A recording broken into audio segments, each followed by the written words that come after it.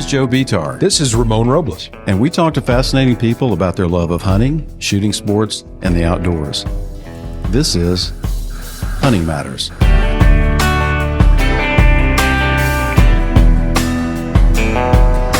All right, folks, welcome to this week's edition of Hunting Matters with my buddy Ramon. Ramon, how's it going? Going good. Every time I do this, I look at my beard and I think, my God, I got to do something about that. I apologize, Nicolai and Joe, for this ugliness. What is going on here? Anyway. I'm thinking about shaving mine off over the holidays, man. But sure enough, I'll shave it off and it'll get 32 degrees in Houston for the first time in a month. So they're expecting that next week. As we are recording this next week, they're expecting 20s.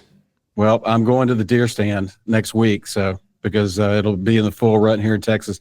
Nicolai, I'm gonna mess your last name up. Raubenheimer. You got it exactly, Joe. Got it. Now, Raubenheimer. Let's get into that name in just a minute. But you are a director and PH of Chapungu Safaris in South Africa, correct? That's correct, sir. Awesome. Well, thank you so much for joining us. I know it's late over there, and Ramon's kind of a prima donna, so he likes to do things on his time. But we appreciate you joining us, and you guys have been a longtime supporter of our organization and involved with the Houston Safari Club Foundation. So it's good to actually meet you via online and talk with you. Now, that last name, is that German? Yes, it is. Yes, that's a good combination of a German name with a German surname with a Russian name. Awesome. Well, this week on Hunting Matters, we're going to talk about hunting in South Africa and other regions. Tell us a little bit about yourself. Did you grow up down there? Kind of what's your history on the continent there?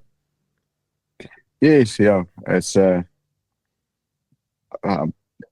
was born in South Africa, Johannesburg, South Africa. My family's been in South Africa for several generations.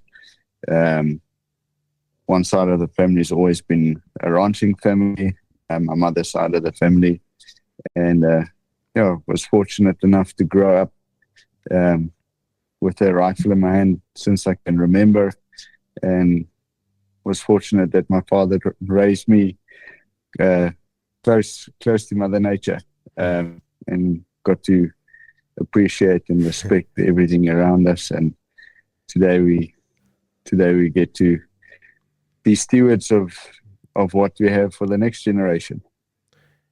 You said you grew up in a ranching family. That ranching, is that agriculture? Is that hunting? Both? Yes. Yeah. Cattle and crops. I'm a little embarrassed, Joe. I was telling the story before we came on the air about how my kid got bit by one little ant and it put him down. This dude living in South Africa, wrestling tigers, I guess not bears, wrestling Cape Buffalo, so Nicolai, never mind what I told you this morning about my kid. My kid actually once got shot and the bullet bounced off of him. Nicolai grew up with black mambas hanging around his neck and stuff running around. Exactly. Nicolai, not that bad. Now that you bring that up, Ramon, I'm curious. I've been over to your country, and it's a phenomenal place for people who've never been, and we're going to talk about that a little bit more. But what's it like growing up in that environment? I mean, we always thought, wow, it's wild, it's rugged, things like that. Ramon and I both have friends and acquaintances and business associates that have grown up in fairly remote parts of Texas and other areas as well. But tell us a little bit about growing up as a kid and wandering those big spaces like that. I think we're very fortunate to grow up like several of us in South Africa have been fortunate to grow up. I don't think it's always as wild or as, how can I say, as rough or as uncut as a lot of people would like it to sound.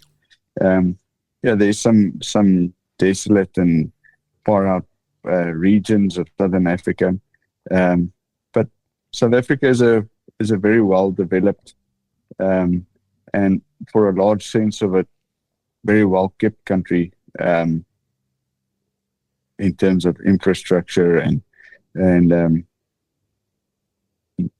spaces that there are to roam.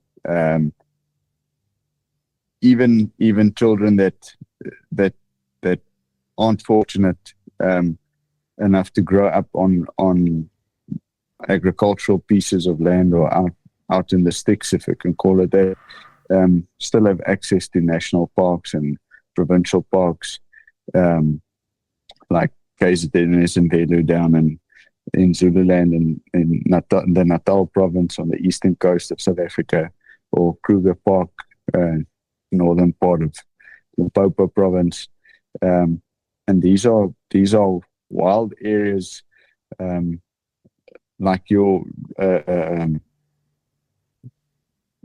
land management areas that are open to the public.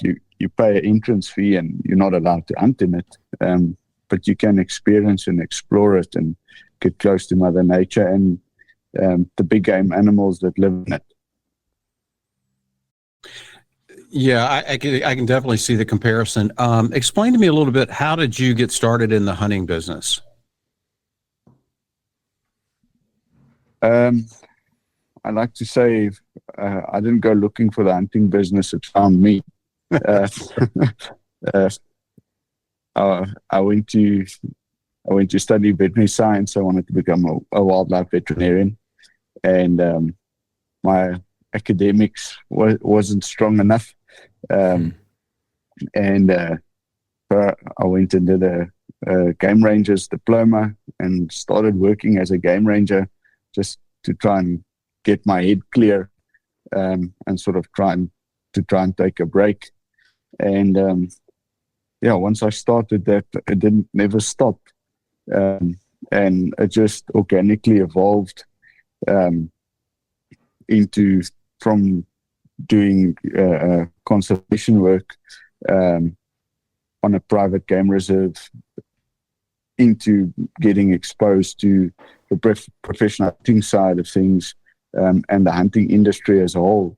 And that transpired into me doing my license and starting to hunt for a living. So it's something that I never thought I would do for a living, but it just organically happened. And I think I'm fortunate to do what I love. I always say we don't have an occupation, but it's a lifestyle.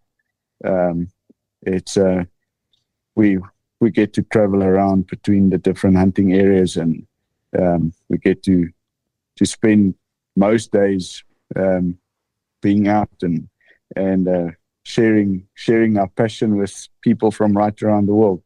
And I think that's what makes it special. I always say, not every day is a fun day, but most days are fun. See, that's how you and I are different, Nicolai. I struggled in school, and I ended up being a co-host with Joe Bitar. I think you got the worst deal, Ramon. Yeah. Kids, do your homework. Yeah. Don't be a Ramon. That'll be the new T-shirts we're going to make for the show next year. Don't be a Ramon. Or what would Ramon not do? So Chapungu Safaris, you guys run hunts in not only South Africa, Botswana, Mozambique, Namibia, South Africa, and Zimbabwe, correct? Correct. Yes, sir. How in the world do you manage all of that? I know you guys have a lot of personnel and different teams, but that's a lot.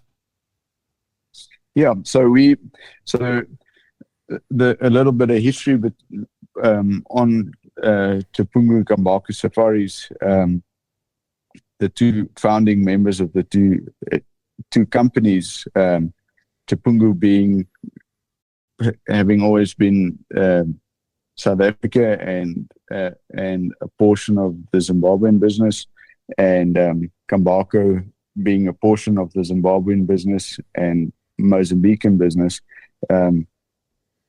Jacques Hutzenberg, founder of the Chapungu side, and Jumbo Moore, the founder of the Kambako side, joined forces and expanded the two businesses and conglomerated it into one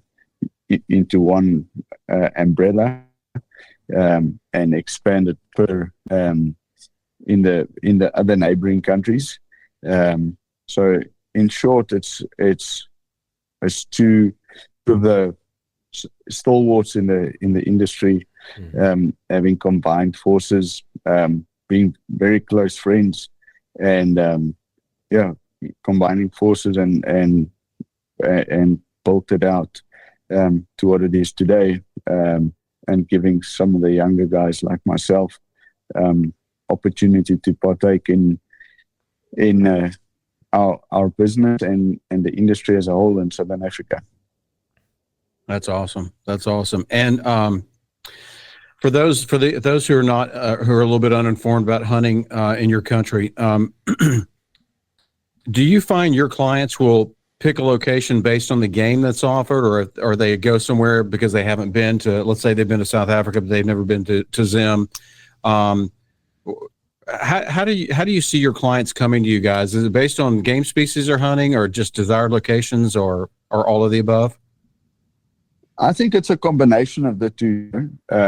We pride ourselves in our return clientele, and having the various destinations in our portfolio that we can offer.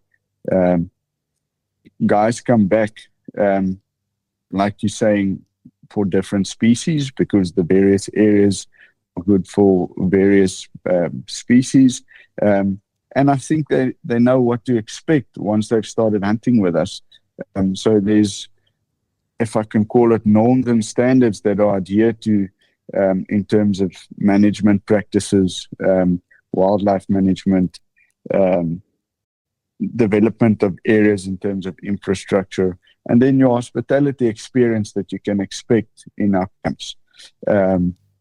So I think it's a combination of all of that, where guys feel comfortable with what we have to offer, and they know that if they go to a new country or a new location, they know the team that's going to take care of them.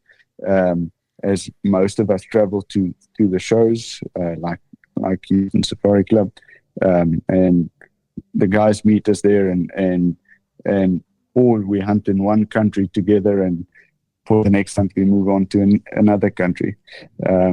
But to get back to your question, yeah, Joe, I think it's a combination of location and target species. Yes. Nicolai, what kind of experience would you expect me to have before I come down to see you?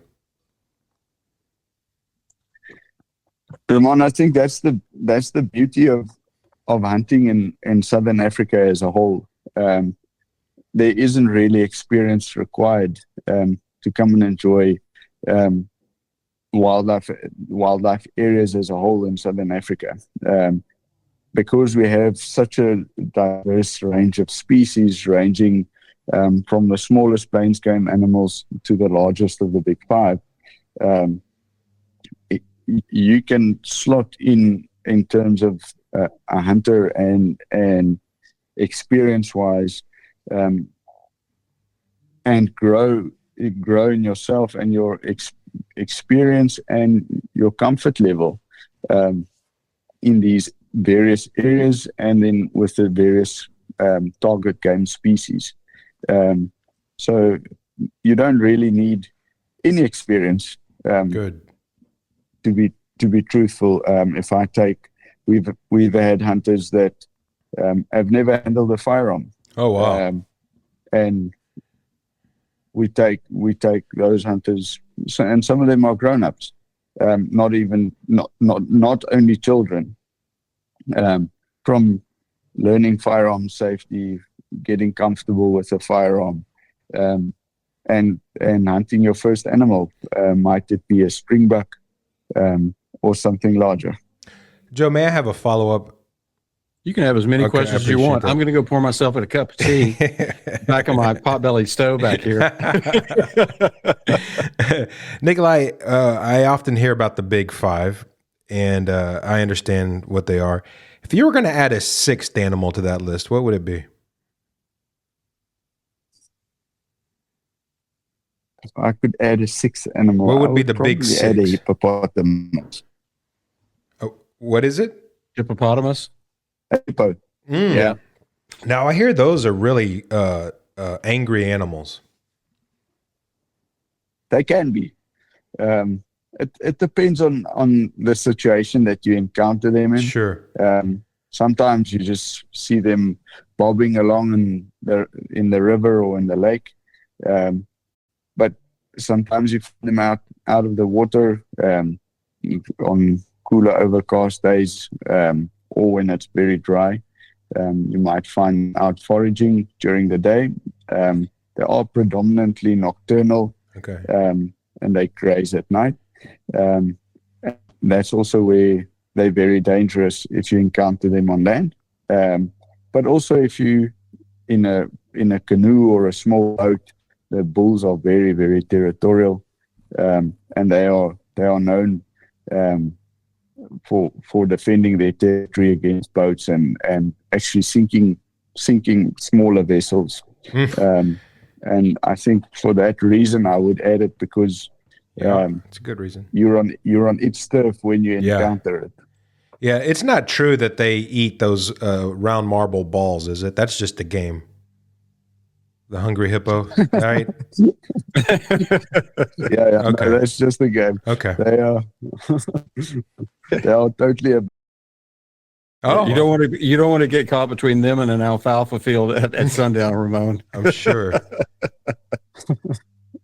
Oh man. Yeah. So as this is kind of a two-part question too. I'm sure you have guys and women that have come down and hunted with you on several occasions. And let's say they've done your deal in South Africa and they want to go to Botswana or something. Do you sometimes get called, well, Nicolai, listen, I want to go to Botswana, but I want you to go with us. I'm sure you've encountered that. Oh yes. Yeah, that happens very often. How do you handle that? I think that keeps us sane. No, I think that keeps us as a guide. I think it keeps you sane, being able to move between various areas, and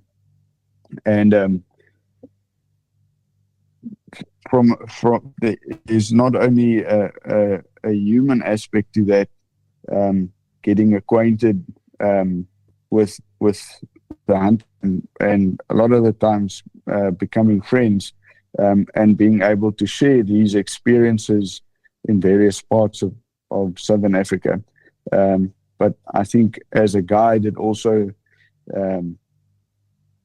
allows you a little bit of freedom, if I can call it that, to hunt various areas, and it's never monotonous. You never get stuck in a rut, and you're only hunting one specific area, and that keeps it interesting from a guide's point of view as well. And you have to maintain certain accreditations to hunt in each one of these areas. Is that correct? Yes, that is correct. So in some of the Southern African countries, you can hold a license, depending on your nationality. So there's some of the areas that you can actually go and guide as a primary guide, if I can refer to it like that. But then there's some of the countries that, for instance, myself, I cannot go and guide a hunt in Zimbabwe as a primary guide because I'm not a Zimbabwean. I can't get a Zimbabwe license. So I think there's a that upholds the standard of the guides that you encounter in the various countries, but there's also a strict set of norms and standards upheld by the government in those countries, that also ensures the standard of the guide, but also from a safety side, hunting dangerous game, that the guide that you're hunting with is sufficiently qualified and experienced to conduct a hunt in that country.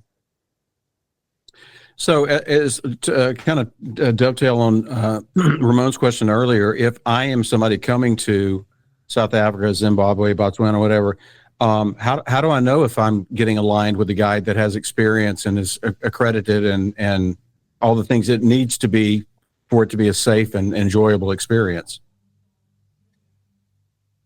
That's a loaded question, Joe. I saw the smirk on your face when I asked that. Impartial. But I think that's where it's important to choose your outfitter right.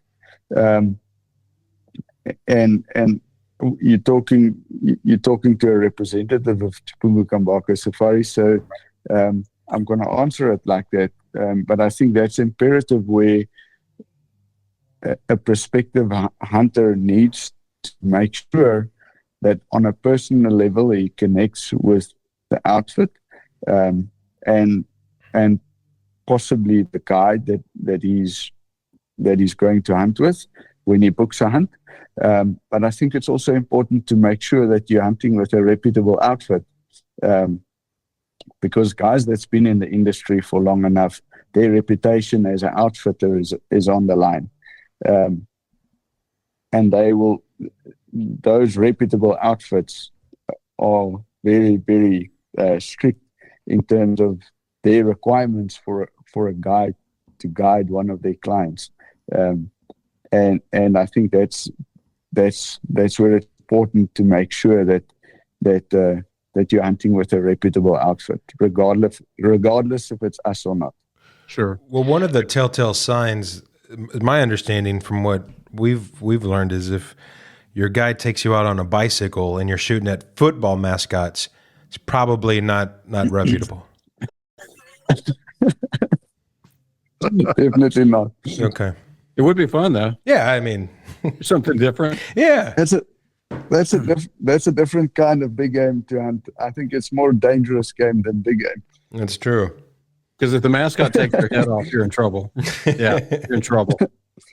While we're talking about that, your operation, Chapungu Kambako, check out their website, our listening audience and viewing audience. The website is Chapungu, that's CHAPUNGU Kambako, KAMBAKO.com. And you guys have a very impressive website, very informative on all the areas that you guys service. Does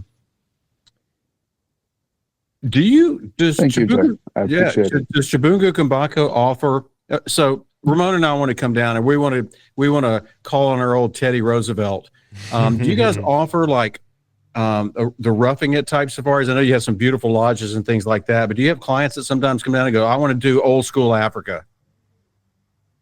Yes, yeah, we do, and we can cater for those. So we can definitely cater from the first time a family hunt, right up to the experienced hunter that's got that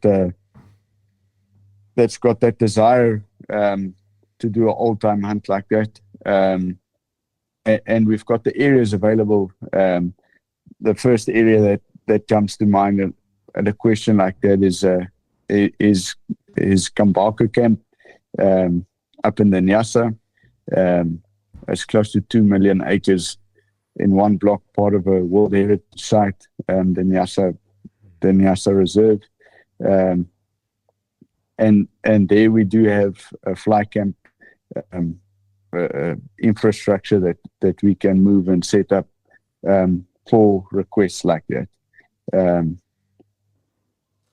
So yeah, we do get those requests and we can cater for them.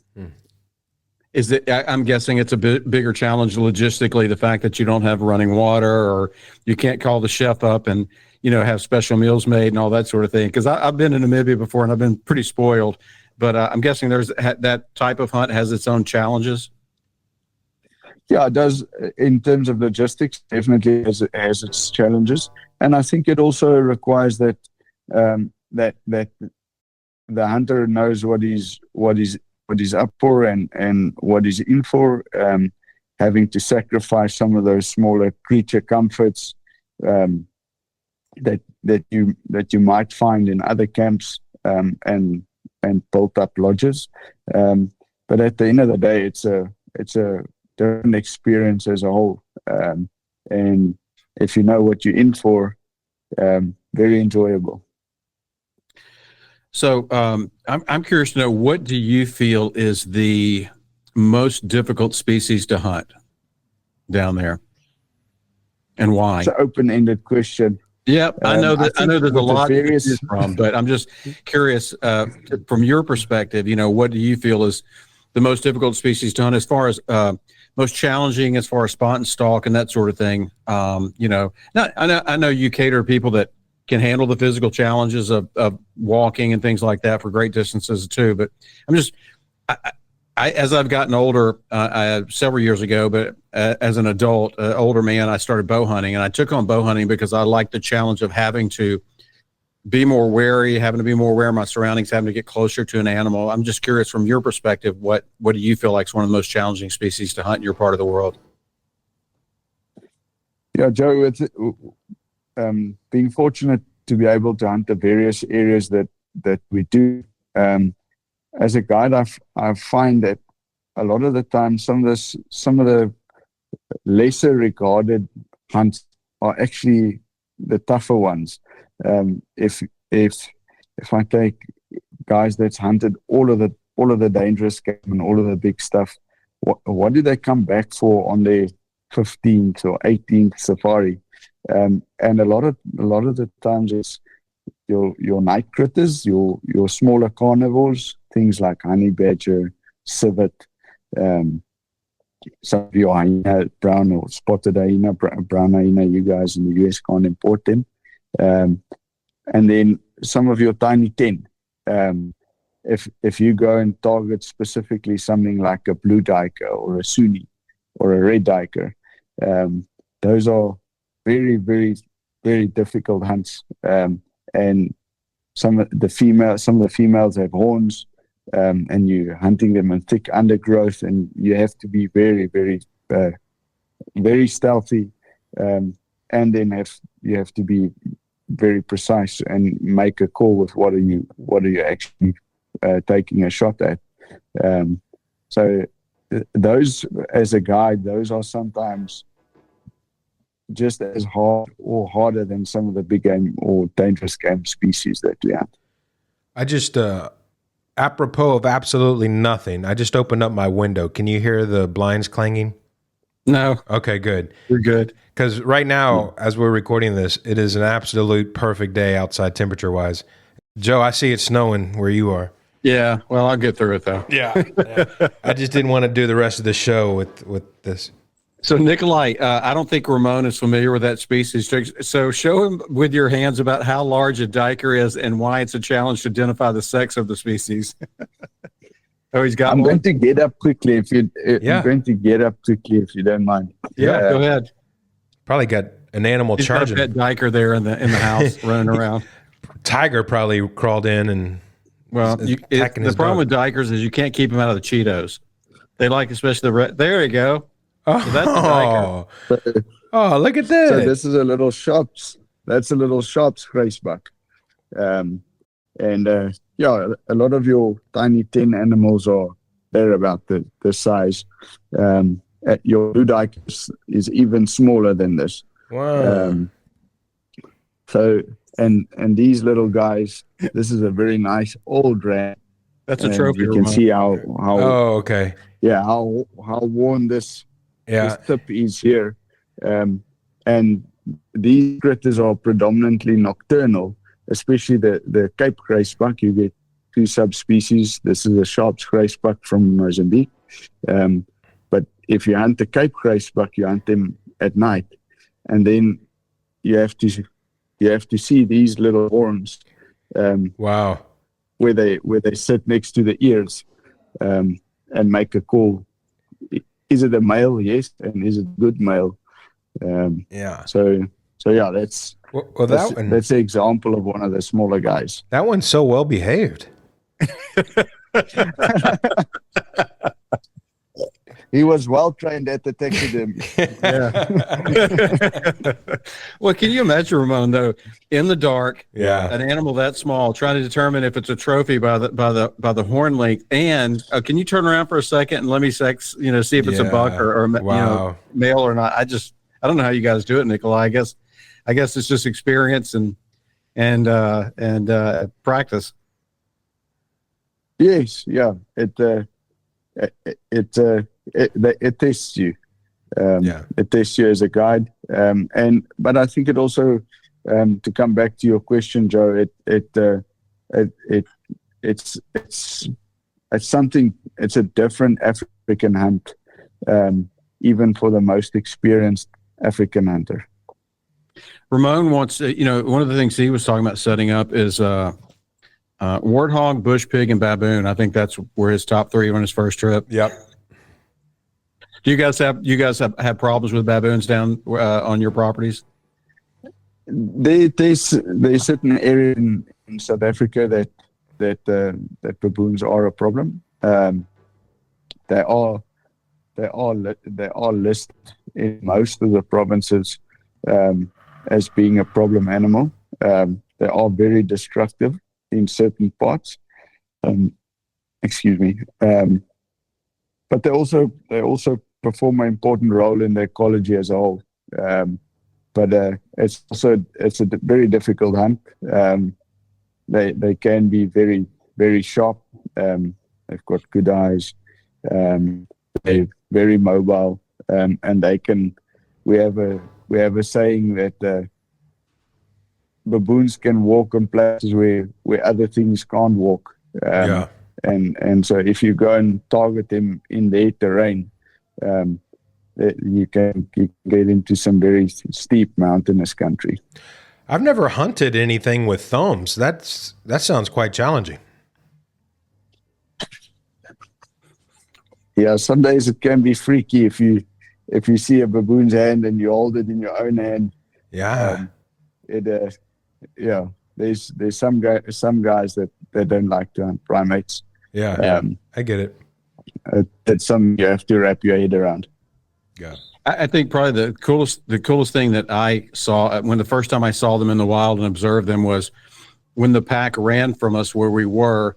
There were like 2 sentries that went up in the trees, and they were watching us the whole time. And when the rest of the pack ran underneath them, and when they were clear, the 2 sentries came down and went behind them. And I was like, that's a little too much. That's a little too close to the genetic tree for me. I mean, it was freaky. They pulled out a cell phone and they started calling the people up ahead. Sector 1 is clear. Yeah, it's kind of freaky, but you're talking about the destructiveness. Most properties I've been on that have baboon problems have had, they wrap everything in barbed wire and cages and fencing, and they still find a way to get into it. I'm sure you guys probably have the same challenges. I think Nicolai froze up on us, Ramon. Oh, well, it was that dumb primate comment you made. Yeah. Hold on. We're going to edit this anyway. I got to give. It's all right. Hey, sorry. We'll give him a second to come back up. Yeah. He is in Africa. Yeah. First, I thought it was a big bear behind him. What is that? Cape buffalo. It's a Cape buffalo with the head back. And is that a elephant tusk? I don't want to get him in trouble. It looks like one. Oh, there he is. He's coming back on. Good. All right.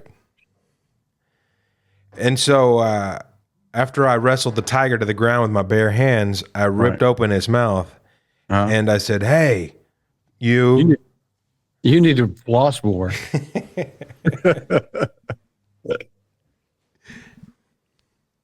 There he is. No worries, Nicolai. Hey guys, sorry. No worries. I think my internet dropped. That's why Ramon edits sometimes. Yeah, we live in the future. There's an edit button. Yeah. Good. That's good to hear. Yeah. So, do you guys cater? Do you? Let me ask you this. I got so many questions for you. What's your favorite part of your job?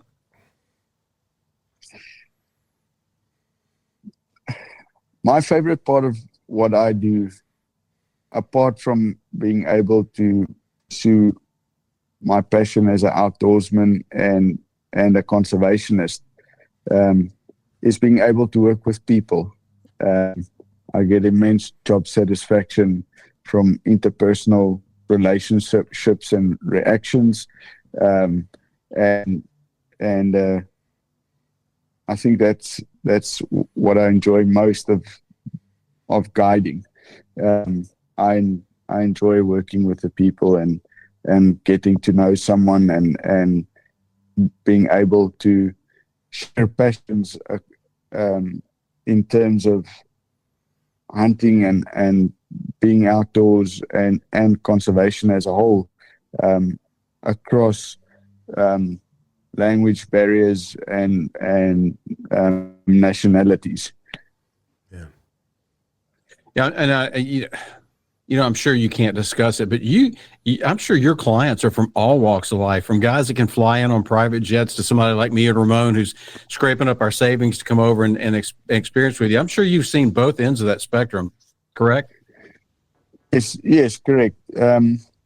But I think that's also the beauty of hunting, because it's accessible to all walks of life. And it's not the sport of kings anymore, and it's not reserved for a certain part of or a certain grouping of people. It's accessible to in some way, shape, or form. It's accessible to most people, and I think that's important, and it's important to keep it that way, because if hunting is only accessible to the wealthiest of wealthy, it's not going to be there for the next generation, because we must remember that hunting is a management tool, and it's a conservation tool, and it allows us to do what we have to do by utilizing it sustainably to generate the income to do what's necessary. And I think it's imperative that we as a fraternity internationally remember that. Because if Joe Soap can't go and hunt the impala, why will there be impala? And by conserving an impala, you have available habitat for a whole array of other smaller creatures and insects and plants, and so it's a very big picture that we as hunters, we only some of the smaller puzzle pieces that makes this big picture, and I think it's important to remember that. But we're fortunate to be able to cater for, like I said earlier, from a springbok hunt right up to elephant hunt, and logistically we can arrange if someone wants to fly in with a private plane internationally, we can cater for that. But if we need to do a road transfer from one town to another, we do that as well. I'm glad you expanded on that, because we always ask people from Africa and other countries, to we never get tired of asking or hearing the answer to the question of why is hunting important, because you really get sick and tired of hearing other countries say, oh, we're going to ban trophy imports. Hunting is wrong, blah, blah, blah. And these are people that are uneducated, uninformed, and they don't understand the fact that if there was no hunting, there would be no animals. Animals would be a commodity. You wouldn't be able to provide supplemental feed or water or all these things that's necessary for them to survive and manage herds and et cetera, et cetera. I mean, you can't say it enough. I never get tired of saying it or hearing it, that, the dollars that come from hunting is what makes it possible for those species and habitat to exist. Yeah, very, very true. And it's unfortunately, Joe, that anti-hunting fraternity is a very big, lucrative money-making machine that preys on the sentiment of the uninformed. And I think as long as we remember that, and always remember what we're dealing with, not that we have to justify what we're doing, but that we also have to remember that we are stewards. We have to remain stewards of what we have in this generation for the next generation. And I think as long as we remember that and we actually practice what we preach, that there'll always be some form of conservation and funding conservation for the next generation. Yeah, absolutely. Amen. Absolutely. Tell us something or a few things that make you guys at Chapungu Safaris. Safaris. Again, folks, the website is Chapungu-Kambako. That's CHAPUNGU-KAMBAKO.com. What are some of the things that you feel kind of makes you guys unique from some of the other operations in your part of the world? So what makes us unique and differentiates us from other outfits is the fact that we have a self-run portfolio of areas that spans over several countries, that if someone has hunted with us in South Africa and chooses to go and hunt a big elephant in Zimbabwe, for instance, or they want to do that old-time leopard hunt in Mozambique, we're not subcontracting hunts to other outfits. We're not buying quota from another block owner. We're flying into camp and landing on an airstrip that we've created, that we've maintained. Our anti-poaching teams are spending the off-season securing the areas, patrolling, and carrying on with those conservation efforts, even in the off-season. So we do everything in-house. And to get back to your question, I think that's what differentiates us from some of the other outfits, is that we pride ourselves that we manage the areas that we hunt, from the anti-poaching side right up to the hospitality side. And a hunter that chooses to hunt with us knows what to expect. Nicolai, if you had to, what would you say is the largest animal you could take down with your bare hands?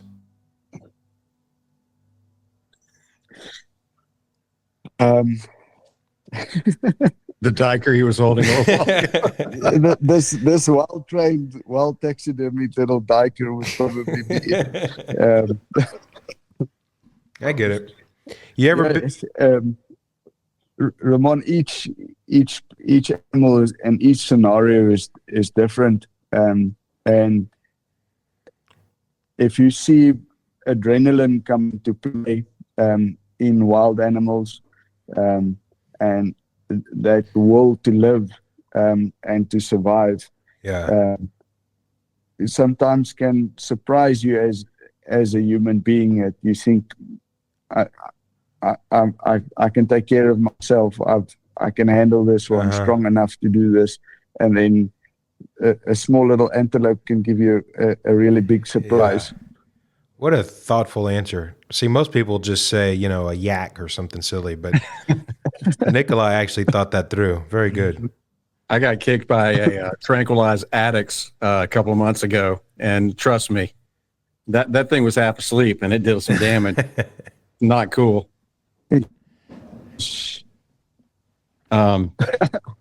Yeah. No, it's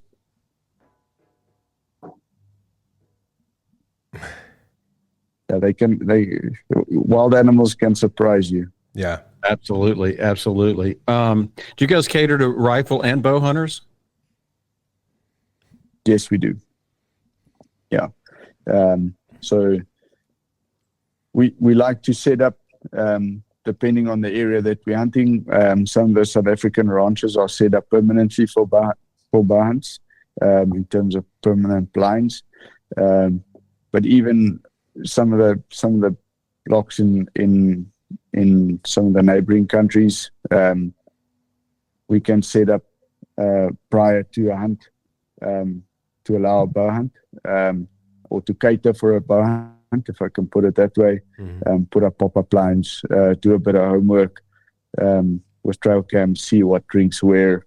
You're fortunate with even some of the big open areas later in the season. Your water sources are restricted, or your natural water sources are restricted to little springs or holes in the riverbeds that the elephants dig. So those water sources are frequented by various game species, and it allows you a central point to hunt from. So yes, we can cater for bow hunts in various countries. I never thought about it, but I always hear rifles and bows. But are there other methods of hunting? That's a legitimate question, actually. Yeah, you've got crossbows that are legal in some of the countries. For instance, crossbow hunting is illegal in Namibia, but bow hunting is legal. And then there are various other instruments or ways to hunt. Some guys use spears, or these new blow dart. It basically shoots an arrow. Those pneumatic things. So yes, there's various methods. Not all of them are legal in all of the countries. But I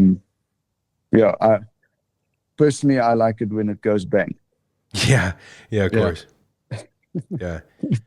So Nicolai, do you guys, for people who have never been and not experienced it, do you guys use suppressors a lot? Yes, we do.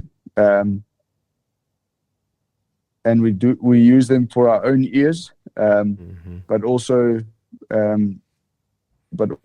from a game management point of view, it is better to use a suppressor.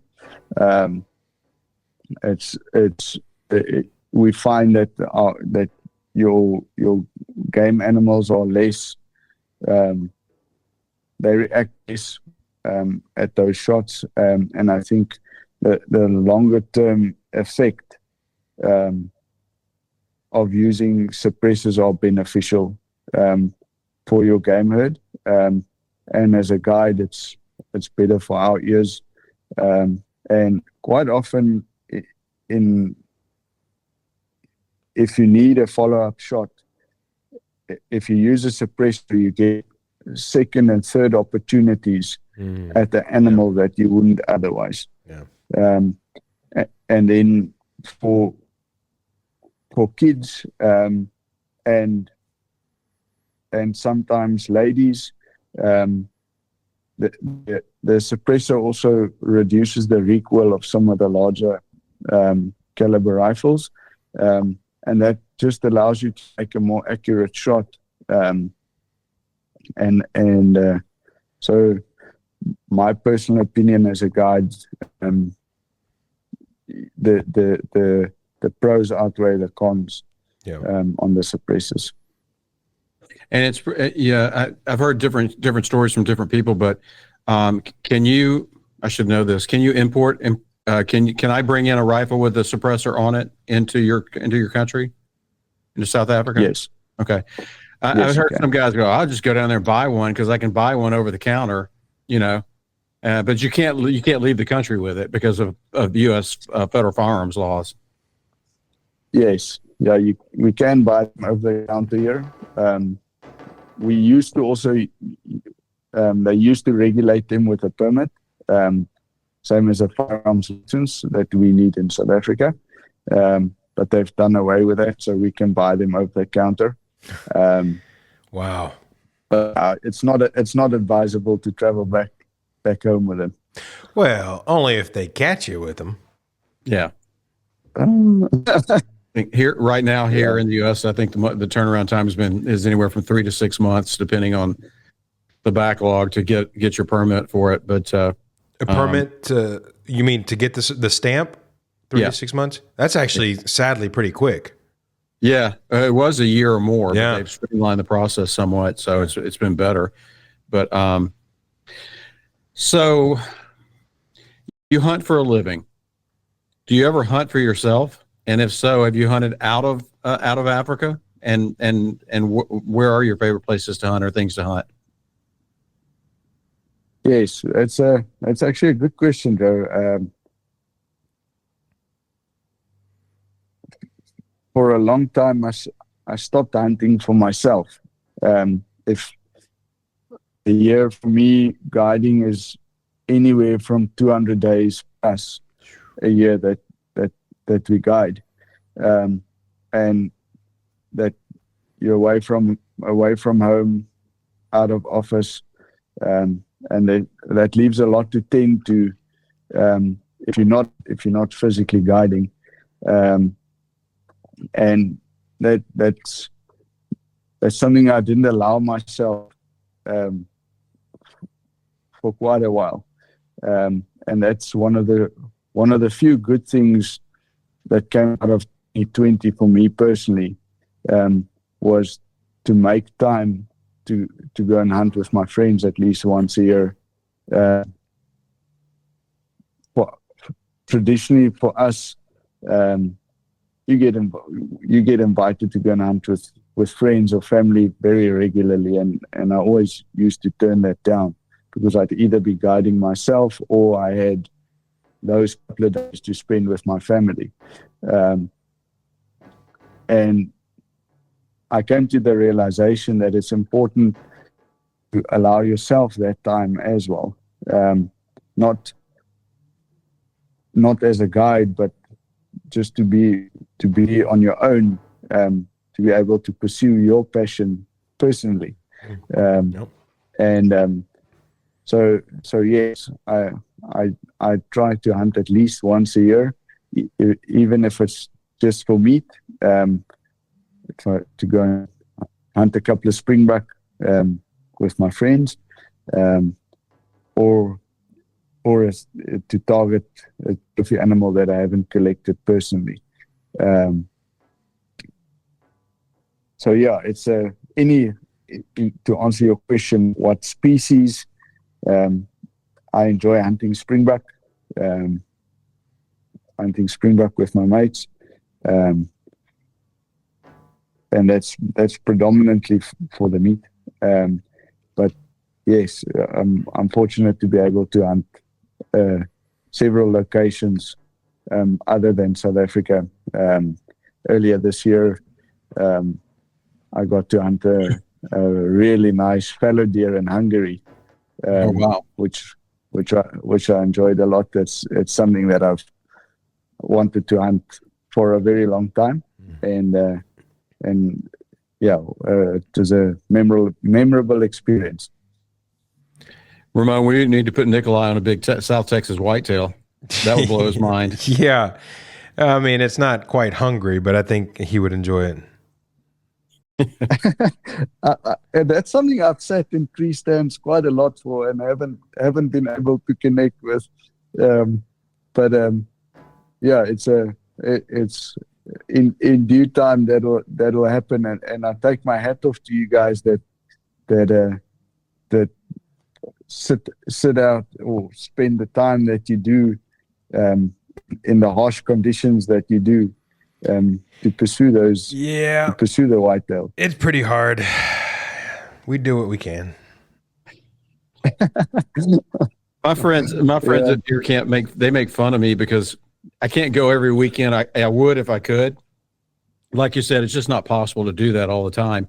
But when I go, if I roll in on, let's say, Thursday night and hunt Friday, Saturday, and Sunday, the only time they see me is for dinner at night. And when I run in and grab a sandwich at lunch, I'll stay out there all day long because as much as I love to watch football on Saturdays, I'm there to hunt. I'm there to watch and look. And so I probably spend an hour in camp at midday, and then you won't see me again until the night. So I just like to be outside. I find, yeah, and I think it's to join in with what you're saying, Joe. Is that's sometimes it's being that outside on your own, where you can sort of zone out, switch off from what's happening around you, and sort of think about the things that you normally don't take the time to think about, which is also necessary. Yeah. So it's like sometimes sitting in a deer stand when I come up with my worst ideas. But yeah, you're right. It's kind of my form of therapy. You know, if I have a therapy, it's sitting out alone for hours and hours and unplugging, like you said. That's the best part of it, because and if I'm in an area where I have no cell phone signal, even better. Yeah. So I just don't have to deal with it. Folks, we've been talking today with Nicolai Raubenheimer. He's a director and PH professional hunter at Chapungu Safaris in South Africa. Check out their website. It is Chapungu, that's CHAPUNGU-Kambako, KAMBAKO.com. And check out the incredible opportunities they have for you to hunt all over Africa. I do have one parting question. If you only could watch one, is it going to be rugby or soccer? Rugby. You guys have a decent team down there, right? Yeah, we're the world champions. I know, that's why I asked that question. I was in camp with some Kiwis talking about All Blacks, and they had some South Africans there too, and I thought they were going to get in a fist fight talking about rugby. Yeah, that could get intense. Yeah, exactly. Ramon, do you have anything else? Well, I got to thinking of rugby, and one of our professional American football players got hurt by a hard tackle last weekend, and I think, wow, they got all that equipment, and and then I think of rugby players, and man, that's a man's man sport right there. Yeah, to be fair, Ramon, you also have to remember those guys are wearing armor and protective clothing that allows them to hit the opponent in ways that you would not be able to hit someone if you were not wearing that protective clothing. Sure. So don't take your guys short. I think they're all super sportsmen, they should be given that credit. Yes, the rugby is a little bit faster, and personally, I enjoy to follow that more. Yeah, I get it. I just can't understand all the rules, but I'll watch it anyway. Come and watch. We'll explain them to you. We'll teach you the rules. Yeah, that's what I need. I need what are they? What's that? Those yellow books? The Idiot's Guide to Rugby. Yeah. That's what I need. I need somebody that guy is a blank. He's that position, forward or whatever. So, but it's fun to watch, and man, those guys they're steamrollers. I've never seen. I mean, when they're every one of those guys, most of them legs are as big around as my body. Yeah. So they're just tanks. Well, Nicolai, it's been a pleasure. Thank you so much for spending time with us this week on Hunting Matters, and we look forward to seeing you in the States in January. Thank you, Joe. Thanks, Ramon. We appreciate the platform that you're giving us, and thank you for what you guys are doing for our industry. And we look forward to seeing you stateside. Hunting Matters is a Houston Safari Club Foundation production, hosted by HSCF Executive Director Joe Bitar and Ramon Robles. Produced by Ramon Robles. Please rate, review, and subscribe wherever you listen to podcasts. For questions or more information, email us at info@wehuntwegive.org.